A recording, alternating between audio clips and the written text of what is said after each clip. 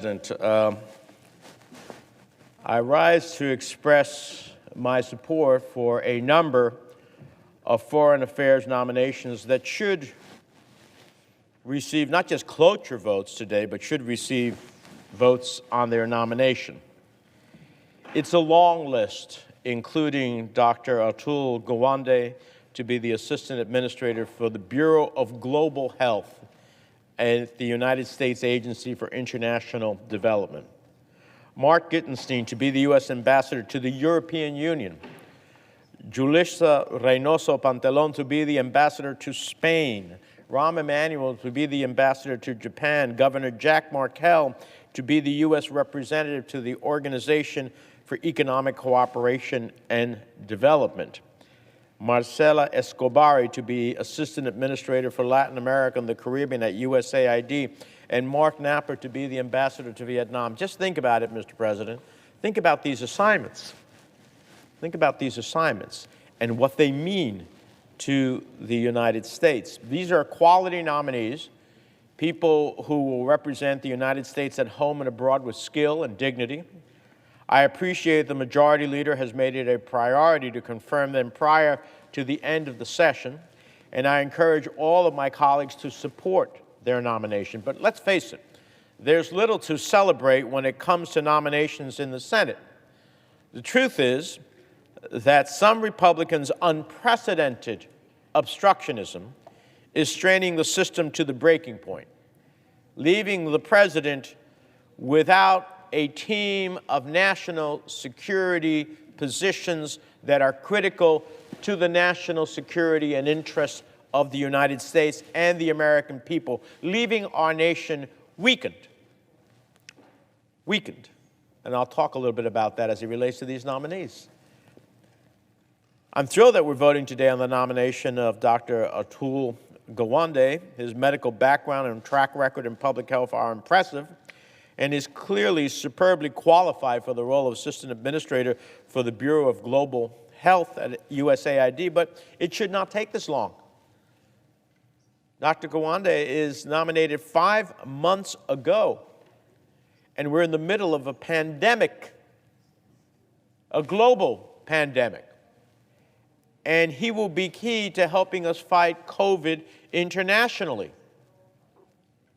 Do you think that our Republican colleagues would think it's urgent to get someone in a position that can help us to deal with the global COVID challenge?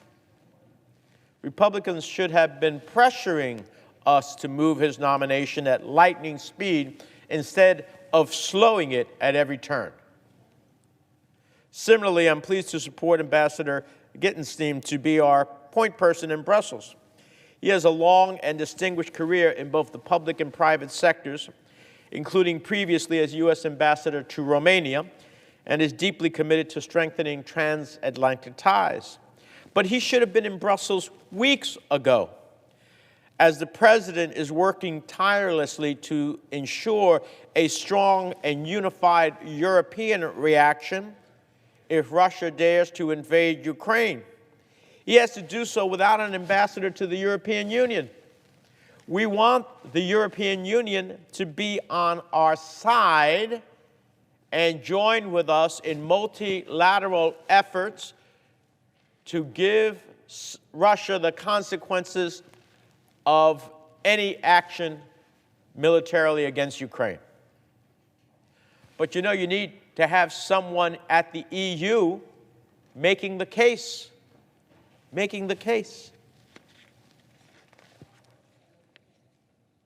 Marcela Escobari, her experience and knowledge are deeply needed at USAID, where she would be leading our efforts in Latin America and the Caribbean, regions that are facing immense challenges, from Haiti to Venezuela to the Northern Triangle.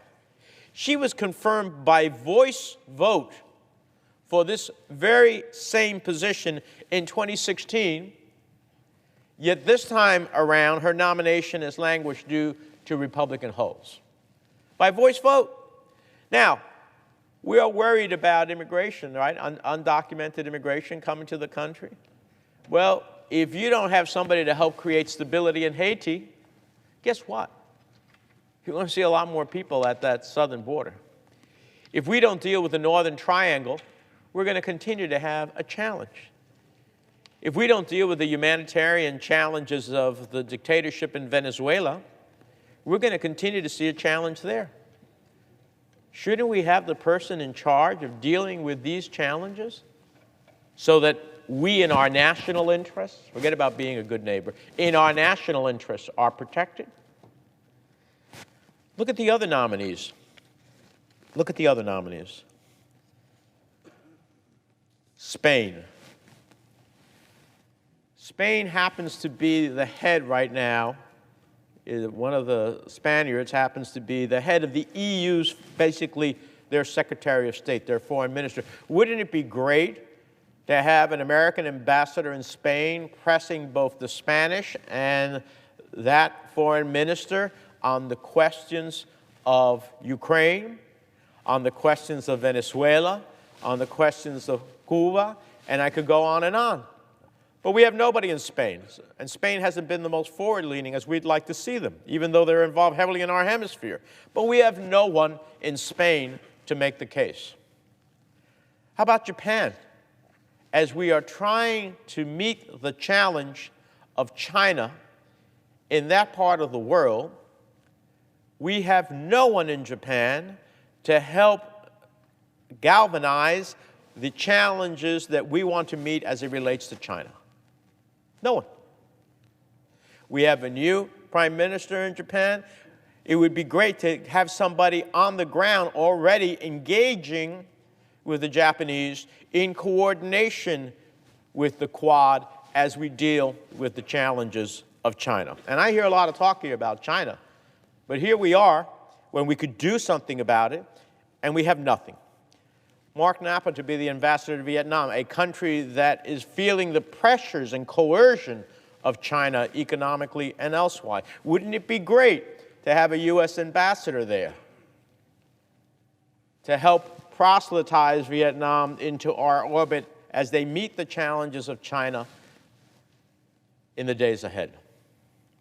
So supposedly these people are being held up in pursuit of some national security initiative, and yet we are putting all these other national security initiatives at risk in order to deal with one person's vision of the world and what should be done. I don't understand that logic. I don't know how supposedly to promote the national interests of the United States and its security, you then create a series of risks for the United States and its national security across the globe. That's what's happening, Mr. President. That's what's happening. It's pretty outrageous. Now, I'm in pain here, but these nominations have to get done. They have to get done.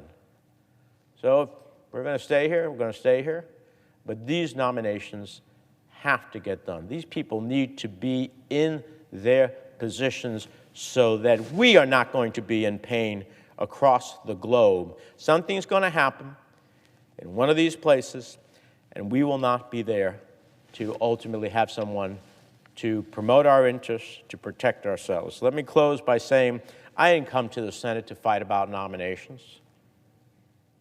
Certainly not what I did when I aspired to come to the Senate. I don't think most of our colleagues did as well.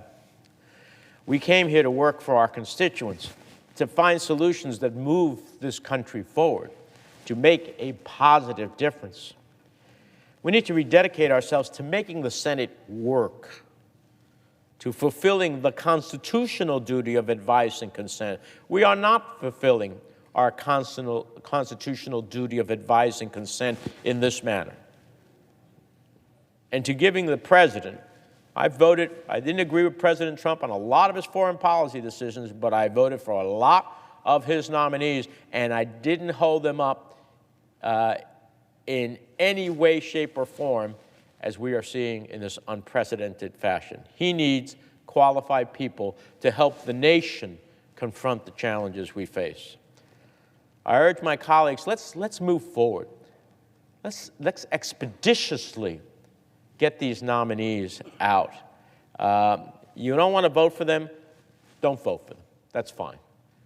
But don't stop the process of the advice and consent that ultimately is needed to put these people in the positions that is critical to the national security of the United States. With that, Mr. President, I yield the floor. Senator from Louisiana. Thank you, Mr. President. I would like to take a few minutes, Mr. President, to talk about two prominent Louisianians who are either transitioning